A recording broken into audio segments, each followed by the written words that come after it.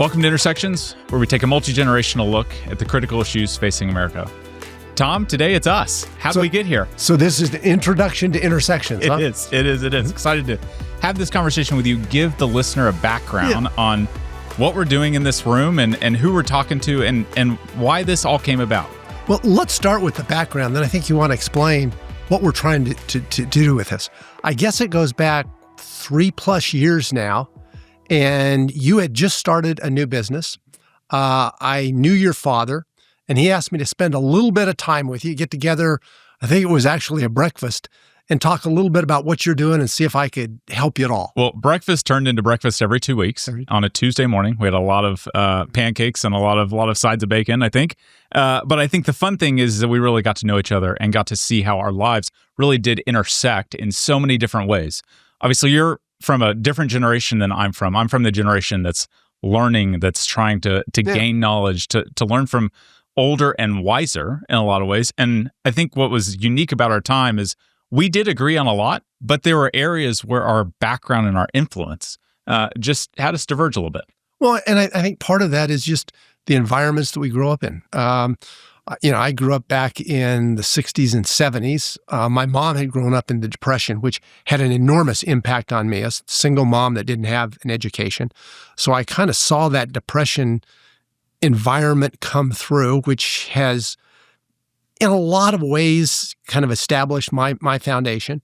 You came in a much more technology-oriented, kind of a different family structure, too. Yeah, no, obviously both my parents still together. They're going to celebrate 55 years, I think, and highly of marriage. Successful. Very successful. One lawyer, one doctor. You got it. And what I grew up with was a mother who had worked since the age of 12.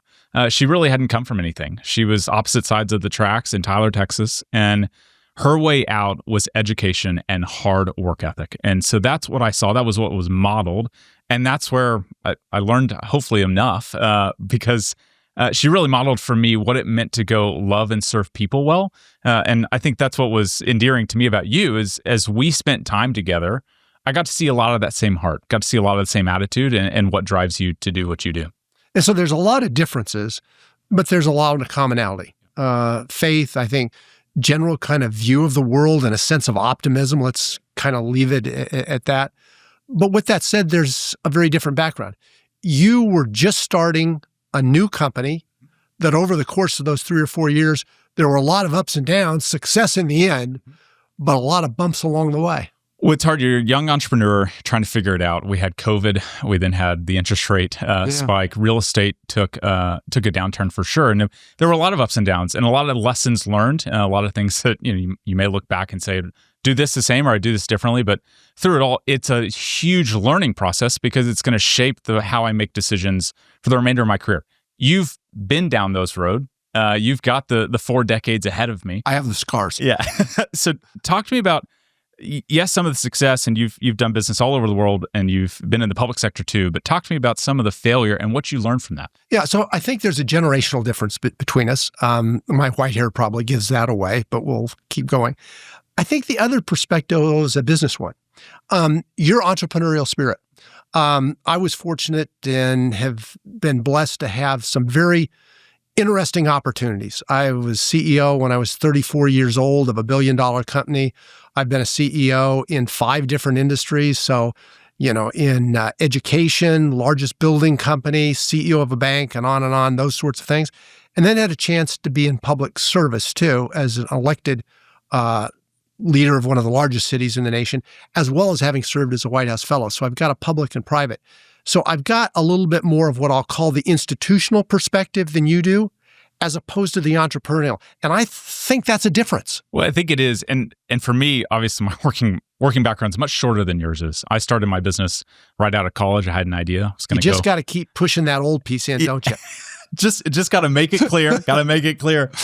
But I was going to be a commercial real estate broker, and then ultimately had the idea that I had, and then now the business is with JLL, and it's been unique for me to see that horizon the last decade because really in my 20s I did really 2 things. I started a business, and I served 10 years in volunteering for Young Life, and those were the 2 things, and those were clearly the 2 things that I cared about, and that's really propelled how I view the world today because your 20s as a young person, that's when you really get shaped. That's who you learn, when you learn how to be an independent person and grow on your own. And I think you've enabled that along the way. But I'll also tell you, when you say that, what goes through my mind is, I think in a lot of ways, I've learned as much about life and people in the last decade as I did in that, when I was 20s. It's a different type of learning, and maybe it's the Lord's lifting me around because I had a lot more to learn. But in a lot of ways, I think I've learned more and kind of become much more aware of some of the challenges and issues people have now than I ever did when I was in the 20s. I think you've got an advantage on me on that. I've seen a lot in those first 10 years. I got a question for you. Take a look back on your life and all the success, the failure, the scars, as you mentioned. Was it worth it? What does that mean? And how has that shaped what you believe about the world and how you get to influence people? Absolutely. Again, I think I was very fortunate to be put in a lot of positions where I don't think I necessarily deserved to be in those. I can look back and feel that I was successful. We accomplished things, and there's a lot of satisfaction that comes with that. But I think I also understand that those achievements really were not me. It was organizations, it was people, it was working with people, it was understanding the cultures of organizations, it's understanding and having some sense of how you translate visions and directions into implementation. The only way that you can do that is through people. So I think I've generated a lot more appreciation for people and the importance of them, something that some of our guests have mentioned even early on in the podcast. Absolutely. Yeah. Who were the influential people in your life? You were once my age. Who raised you up outside of your mom, obviously, who was a big factor, but who raised you up professionally? You really answered the question. And I've been asked that question in a lot of different ways. Who was your mentor, et cetera, those sorts of things. And there were clearly a lot of individuals that gave me great advice, great counsel, supported me, lifted me up at times in that. But I still go back to my mom, and both in terms of my respect for her and what she contributed to me. A single mom, she didn't have an education. So at that time, there weren't a lot of opportunities for women.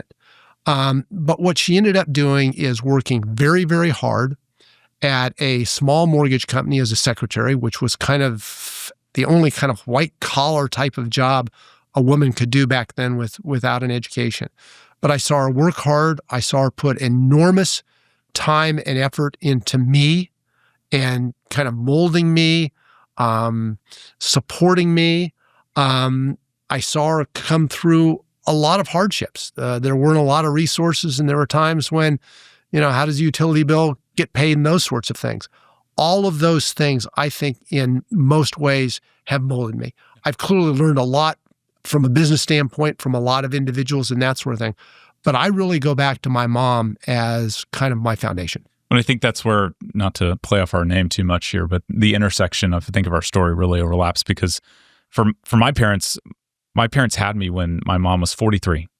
And so I was 10 years younger than my brother and 15 years younger than my sister. And so my growing up was actually more like an only child than it was anything else, because sister was gone at age 3 and my brother was gone when I was 8.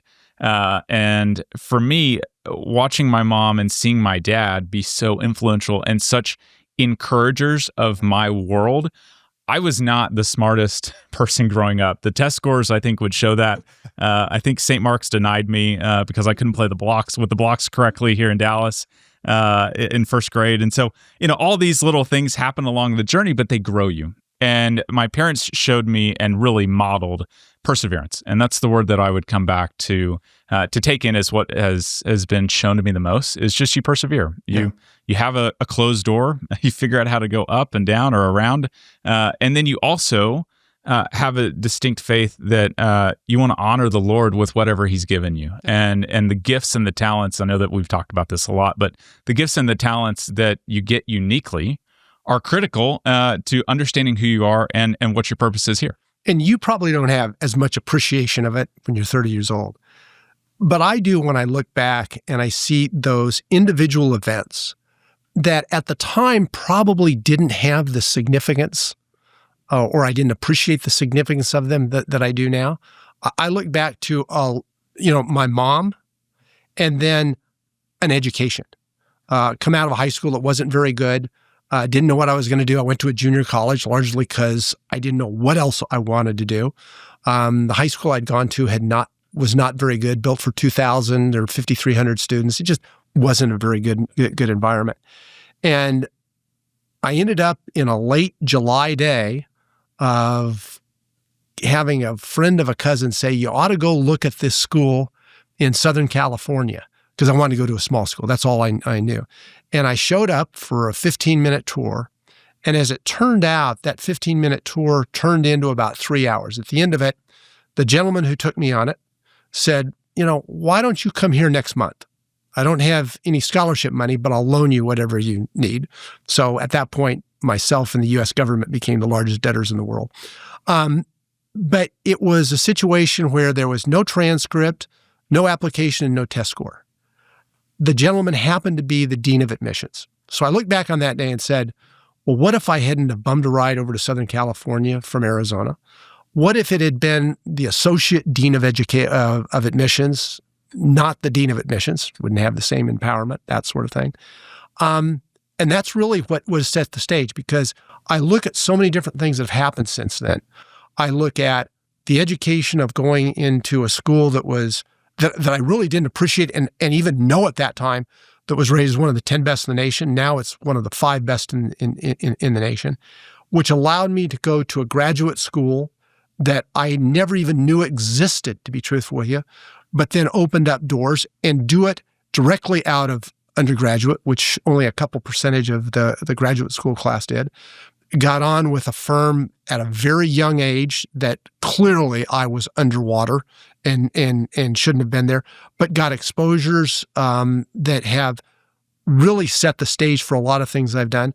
That led then to a White House fellowship, which, I saw things I never dreamed of. Being in Poland and meeting in the morning with the head of the Polish Communist Party, the Polish government, and the Polish military, one person all wrapped up in one. Later that day, going to Auschwitz, and then later that day, going to a small Catholic church that snubbed their nose at the government over the solidarity, and then being in a conversation with the rector, I'm not Catholic, but the appropriate title, in an office that was about the size of this table. And all of a sudden, he passes across this big gold thing. And I looked at it and said, I've seen one of those. It's in the Roosevelt Room. It's called the Nobel Peace Prize. And that's where Lech Walesa kept his. And so those sorts of experiences are part of life. And that's why I always urge people when I visit with younger folks and do things is get as many experiences as you can. The time goes by quickly. Get the experiences. And I think that's what we're trying to pull out of our guests. Well, and that's what's so, I think, unique about Intersections is I'll give some background on how this started. Yeah. So I had a wild hair idea. It was your idea. It's my idea, the wild hair idea. I've been listening to podcasts for a couple of years, and really my general synopsis of the podcast world is that everything was from the same generational perspective. It's not bad. A lot of people have been very successful. And so my wild hair idea was, hey, let's get the older guy and the younger guy in the same room, and let's get some guests that provide some perspective, ask questions from a different viewpoint, and see where the conversation goes. And that is where Intersections was born. I think I brought you a one-pager to one of our Tuesday morning breakfasts and just put it in front of you. And I think you looked at me, and then we got off to the races because there was, in my view, there was no reason not to do it. The only reasons not to do things in a lot of ways in life are fear. You just don't have a known outcome. And in this, we didn't have a known outcome. We didn't know how we were going to find a studio and a director and if guests would say yes and how all the things have come together. It's been really a blessing to do it. Well, and it filled in the gaps too over the course of those 2 or 3 years that we got together every week or two.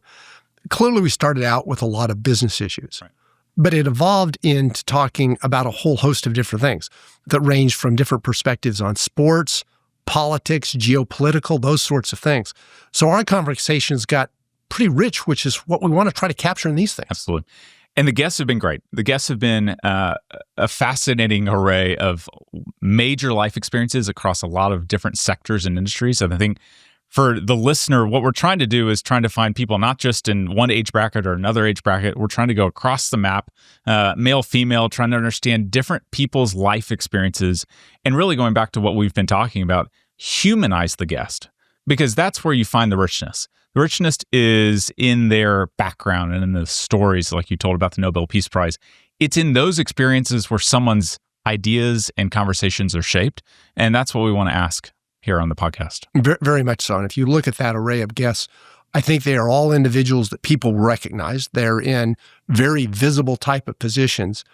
But sometimes we don't ever see kind of the personal side and really what kind of got them to that point and what's making them a success today. Totally. And that's what's fun. Every guest it's different. The questions are not totally staged in a certain sense. We'll take the conversation where the guest often wants to take it. We've obviously got topics that we want to cover and questions we'd like to ask, but we've had guests that, taken us one direction, we've just kept running with it. And then we've had other guests where they've taken us in another direction and we need to be agile. So the podcast really, I think, is meant to drive home the fact that, yes, high-profile guests that have done a lot in life, but understanding how and why someone makes a decision and understanding how and why their influence is what it is really what we're trying to drive home. And with that, I think there's two themes that go through it all. One is leadership. Mm-hmm. So we've talked about that leadership, and not only leadership, but from a generational difference, trying to understand how that has changed over the course of the years. And then another piece is education. I think in all of our sessions, in one way or another, those two have come up. And a lot of that ends up being with individuals we got that would truly be considered servant leaders that are not only successful in one realm of their life, but that leadership is spread to other realms. Absolutely. And I think that servant leadership is really been a hallmark across every guest. And that's in life, typically the successful people are often the ones looking to serve and get involved in the most various amounts of places and doing different things, because that's going to broaden their learning experience. And they want to serve and be a resource for others while doing it. So, and as you said, we start out with a very detailed outline of kind of different topics and those sorts of things. We usually get about 15 minutes in, and that's long gone at that point, largely because, again, we want it to be focused on the individuals, not on an outline. Right. Absolutely. It's the person, and the person matters, and that's what Intersections is all about. Well, let's talk about some of the guests. Sure. We've got a range. So we started with David Brown. David was a beat cop in a neighborhood that he grew up in, one of the lower incomes, not only in the local North Texas region, but in the nation, rose to become chief of police in Dallas. And then after that, with some really interesting stories, moved on to Chicago there. That then contrasts with Chris Young, who is the general manager, president of operations, baseball operations for the Texas Rangers, talking about a difficult season this year, but 2 years ago being at the top of the world. Yeah. We then go to the, I think, longest standing county commissioner, at least in the state of Texas, for sure, John Wiley Price. Probably a nation now. Who gives us a 41-year history of Dallas. Yeah. And from a minority race perspective. You got it. Yeah. So we go into race relations. We talk about education. We talk about transportation. And then what I think was so fascinating about that discussion was the healthcare discussion, and giving his perspective 4 decades in on what healthcare, how it's evolved in Dallas. And then he's got the largest public hospital in the nation. You got it. He's in charge of it. Then we jump to a 4-star admiral, former vice chair of the Navy. Which is a little bit what we want to grab, because it's a name that people may not recognize. But if you look at that career, Blue Angel, first Blue Angel to ever become a 4-star admiral, commander of the largest Navy, the Pacific Fleet in the United States, number 2 in terms of all naval operations.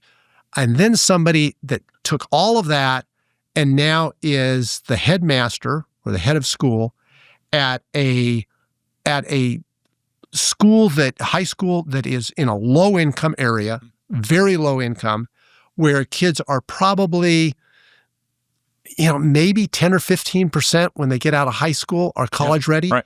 Every single one of his graduates are going to college.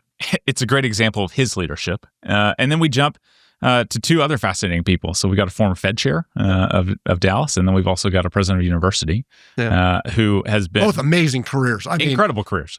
And they've shaped Dallas in different ways. The Fed chair really hasn't been here that long because he came from Boston and from his past life at Goldman Sachs and Harvard. But also that president of the university uplifted Dallas so much, at least the last few years, but the last 30 years during his tenure, he took SMU from the dog days of a death penalty and the death of its athletics program and transformed it into a tier 1 institution. But again, it's not just the achievements. It's listening to what's important to them and kind of the leadership lessons, which is hopefully the takeaway that comes out of these conversations. Absolutely. We then go to the founder of NGP, a large energy private equity business. And then we also go to the former... Again, who did extremely well in that business, but now he's running the Bush Institute. What a breadth of conversation. We've got the former CEO of the Mavericks. Yep. The Mavericks have been a little bit in the news, I think, recently, the past few months for some decisions. But I think I'm not sure with the editorials that I've written that we're going to see all of the senior folks that are in the Mavericks listening to that podcast. I don't think so. But people should. Yes, they should. And then we go to the president of the USGA and the CEO of a large construction business. And just we get to look at the people that are shaping not just the local North Dallas, South Dallas type of conversations, but nationally, they're shaping a debate. I think that's an important point. When we visited with Pat Walsh, the Admiral, that was a lot of geopolitical, thinking about what the world looks like from a military standpoint. Rob Kaplan, it wasn't local economy. It was thinking about these broad issues, both administration and some of the international economic issues that we're dealing with. Clearly, when we get in with the USGA, large organization, industry under attack and under flux in a lot of different ways. So we want this to have a perspective that's not just local, but very much a national one, so that we bring these issues out that are national and international from that standpoint. Yeah. We're excited to be doing this, I think, to give our listeners a view of the flow of this. We want to do 9 to 10 of these to start, and then we'll take on a second cohort. I know we're already starting to talk to potential guests on that front, and just see where the conversation goes. There's no real agenda here. It's just a learning experience. And I think we've touched on that in our conversation today. It's all about learning. It's all about stepping into that opportunity to further yourself and to learn from someone else who has a different experience than you. And have some fun. That's why we're doing it. It is really a chance to have great conversations, have the fun and the interesting aspects and the education that comes out of that. And that's what we want to leave with the listeners and the viewers. Yeah. Hopefully they enjoy it. Hopefully they have fun. I think they will. Looking forward to it. Tune in.